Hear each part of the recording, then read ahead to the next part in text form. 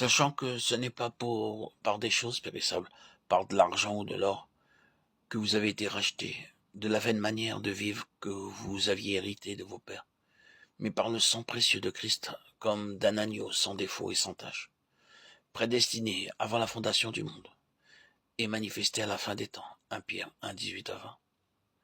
Qui a cru à ce qui nous était annoncé? Qui a reconnu le bras de l'Éternel? Il s'est élevé devant lui comme une faible plante, comme un rejeton qui sort d'une terre desséchée. Il n'avait ni beauté ni éclat pour attirer nos regards, et son aspect n'avait rien pour nous plaire. Méprisé et abandonné des hommes, homme de douleur, et habitué à la souffrance, semblable à celui dont on détourne le visage. Nous l'avons dédaigné, nous n'avons fait de lui aucun cas. Cependant, ce sont nos souffrances qu'il a portées, c'est de nos douleurs qu'il s'est chargé. Et nous l'avons considéré comme puni, frappé de Dieu et humilié. Mais il était blessé pour nos péchés, brisé pour nos iniquités. Le châtiment qui nous donne la paix est tombé sur lui, et c'est par ses meurtrissures que nous sommes guéris. Nous étions tous errants comme des brebis, chacun suivait sa propre voie, et l'Éternel a fait retomber sur lui l'iniquité de nous tous. Il a été maltraité et opprimé, et il n'a point ouvert la bouche, semblable à un agneau qu'on mène à la boucherie, à une brebis muette devant ceux qui l'attendent. Il a été enlevé par l'angoisse c'est le châtiment, et parmi ceux de sa génération qui a cru qu'il était retranché de la terre des vivants et frappé pour les péchés de mon peuple. On a mis son sépulcre parmi les méchants, son tombeau avec le riche, quoiqu'il n'eût point commis de violence et qu'il n'eût point eu de fraude dans sa bouche. Il a plu à l'Éternel de le briser par la souffrance.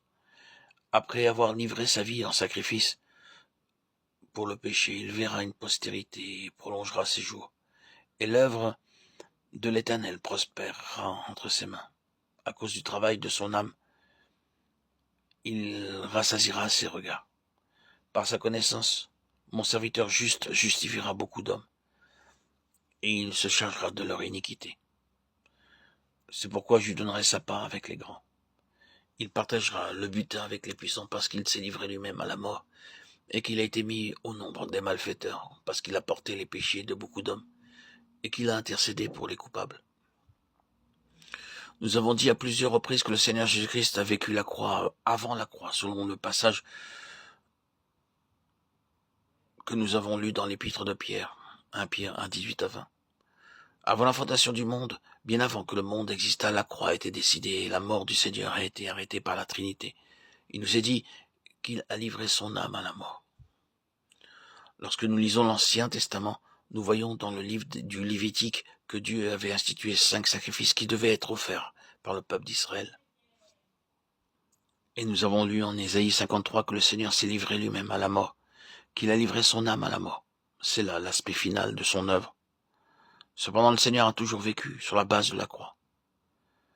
En venant dans le monde, le Seigneur avait un arrière-plan spirituel qui remontait bien avant la fondation du monde. Il aurait pu déclarer « Je suis descendu du ciel pour livrer mon âme à la mort en faisant la volonté de Dieu ».